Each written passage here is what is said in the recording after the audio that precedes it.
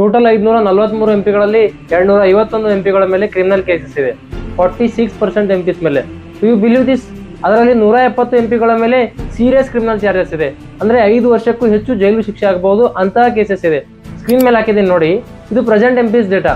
2019ರ 233 ಎಂಪಿಗಳ ಮೇಲೆ criminal cases ಇದೆ, 43%. 2014ರಲ್ಲಿ 34% ಅಂದ್ರೆ 185 ಎಂಪಿಗಳ ಮೇಲೆ ಇದೆ. 2009ರಲ್ಲಿ 30% ಅಂದ್ರೆ 162 ಎಂಪಿಗಳ ಮೇಲೆ.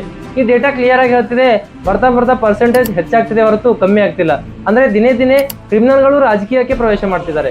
ಇದನ್ನ ನಾವು ಸರ್ಕಾರದ ಮೇಲಾಗ್ಲಿ ಅಥವಾ ರಾಜಕೀಯ ಪಕ್ಷಗಳ ಮೇಲೆ ಗೂಬೆ ಕೂಡಿಸೋದು ತಪ್ಪು. ಜನಗಳು ಅವರನ್ನ ಆಯ್ಕೆನೇ ಮಾಡಲ್ಲ ಅಂತ ಆದ್ರೆ ಅವ್ರೇನಕ್ಕಂತವ್ರನ್ನ ಟಿಕೆಟ್ ಕೊಡ್ತಾರೆ. ಸೊ ಬದಲಾಗಬೇಕಾಗಿದ್ದು ಜನಗಳೇ ಹೊರತು ಸರ್ಕಾರ ಅಲ್ಲ, ರಾಜಕೀಯ ಪಕ್ಷಗಳು ಕೂಡ ಅಲ್ಲ. ನೀವೇನಂತೀರಾ? ಕಮೆಂಟ್ ಮಾಡಿ ತಿಳಿಸಿ. ಅಂಡ್ ಮುಂದಿನ ವಿಡಿಯೋದಲ್ಲಿ ಯಾವ್ಯಾವ ಪಕ್ಷದ ಎಷ್ಟೆಷ್ಟು ಎಂಪಿಗಳ ಮೇಲೆ ಕ್ರಿಮಿನಲ್ ಕೇಸಸ್ ಇದೆ ಅನ್ನೋದನ್ನ ಹೇಳ್ತೀನಿ.